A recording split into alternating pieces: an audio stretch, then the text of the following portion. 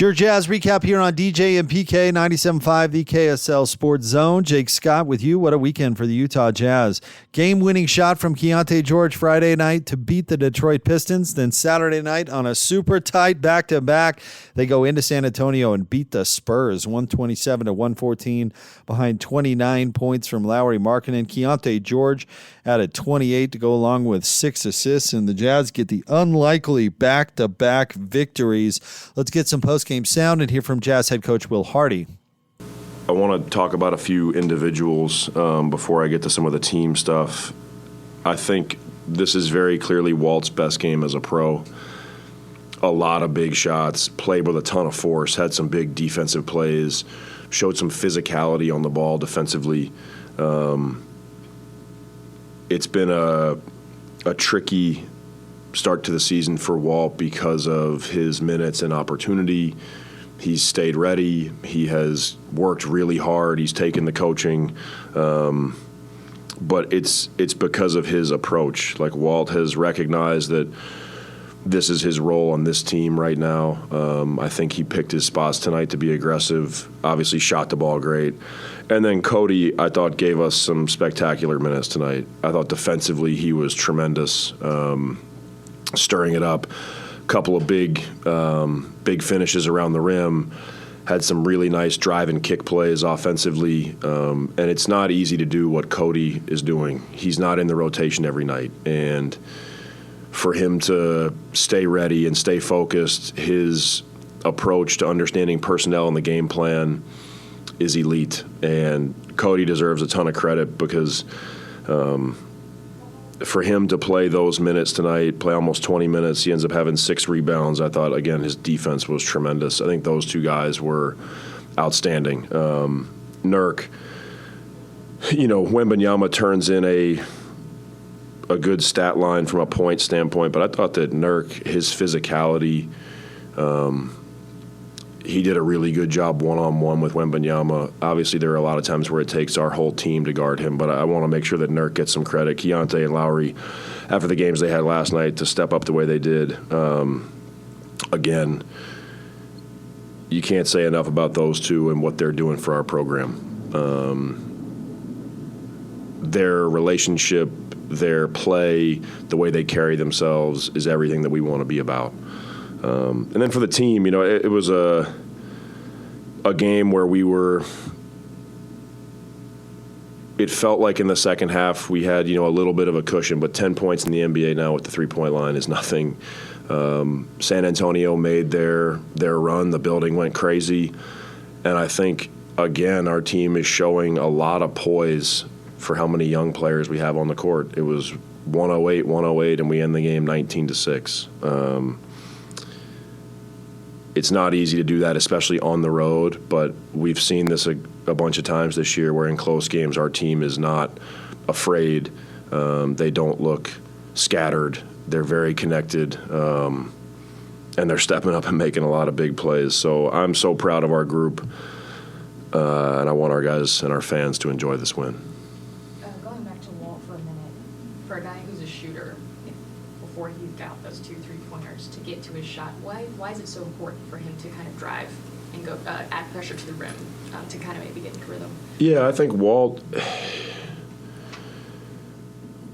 can shoot, but he's actually more of a scorer. And I think when you come into the NBA and you are a role player, but you can shoot, people focus on how many threes you're getting off, shooting a lot of catch and shoots, you're playing off the ball. And I thought tonight was a better representation of how Walt can impact the game offensively from a scoring standpoint. Obviously, he had the crazy and one where he gets bumped and throws up the floater, but I think his first basket of the game was a mid-range pull-up. And we want to try to free Walt up. I need to do a better job of freeing Walt up to be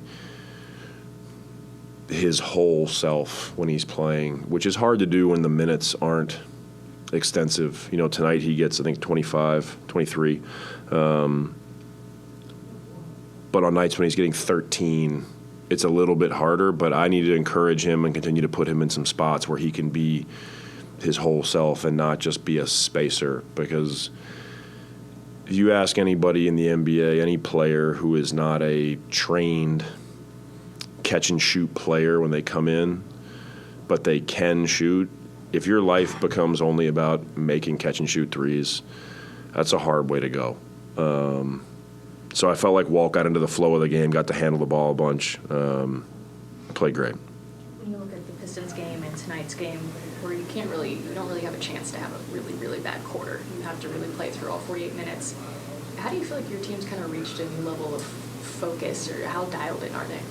Yeah, they're incredibly focused. I think the thing that I've liked the most in the last two games is their ability to learn and adjust in the game. The first quarter was not our best quarter defensively. The start of the game against the Pistons, like, they were getting away from us and getting in the paint too much. And I think as the game goes on, the team is showing the ability to, in a timeout or in between the first and second quarter, make an adjustment on the fly. And that's a sign of growth. The best teams in the league can make adjustments really fast. Usually, we've had situations in the past where we've needed to kind of regroup in between games because it's harder to see it in the game and make the adjustment. But I think the team has shown the last two nights that they are growing in that area. To win the second, third, and fourth quarters in this game tonight, I think it's a great sign. When you look at tonight's game and given the context to off a back-to-back and the tough teams, how do you view this win versus maybe the other wins you guys have had on your schedule? Yeah, I think this is one that they should be very proud of. There's a couple of wins this year that stand out in your mind in terms of how they felt.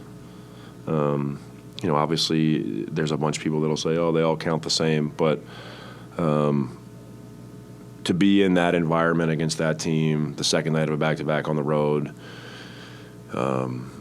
it's something that I want the team to take pride in. It's also something that is important for us going forward because we've shown ourselves that we can do it. We know what that feels like because there's going to be plenty of opportunities in the future this season and beyond where we're going to be on the second night of a back-to-back, and it's going to be a road game, and it's going to be hard, and everybody's going to be tired, and our bodies aren't going to feel great. But they've shown that they can do it. That's Jazz head coach Will Hardy. Let's move on to the players and hear from Bryce Sensabaugh. Some really good fight in us. I feel like in the past there's been times where, we get down or we get, we lose the lead by, 5 or 6 points and we kind of just crumble. But I feel like, this year we've shown some really big fight in those moments where we get down. And we've been leaning on each other a lot. And I think our toughness and our attention to detail this year has been really good. So. Yeah, when it comes to the fight and also the focus, what has kind of switched maybe over the last week to kind of be as honed in as you guys are? Man, the coaches keep us very locked in, and also it's just about us, our collectiveness, during the dead balls, we huddle sometimes, and just staying on point and staying focused has been really key for us because, like I said, it's hard to, fight back in these NBA games. So, I think, and even more than that, when we get up, when we get a lead, we did a really good job at, fighting them off and staying up. So this is a really good game for us. And also defensively, you guys held them to just almost 23% from three. What do you think is standing out on that end of the floor from you guys collectively? Yeah, I feel like every game is just personnel, knowing who we're playing, knowing who we're closing out to. And stuff like that helps us a lot because, once you're in the right spots and you're, doing your work early, it's just pretty easy from there. You just got to know, who you're closing out to and stuff. So I think we did a great job with that tonight, and, it carried us through the end of the game. Thank you. That's Bryce Sensabaugh, got the start in place of Ace Bailey. 11 points from Bryce on 4 of 6 shooting. Let's now hear from Cody Williams. As well, what stood out to you in your game? I think the biggest thing is just the defensive effort and the attention to detail. I feel like not only me, but the entire team was locked into the scheme. So I feel like I did a good job of kind of executing that and then just playing with pace after that. Being locked into the scheme seemed to be the theme just on this back-to-back with these two really tough teams. How locked in are you guys, and where does that kind of come from?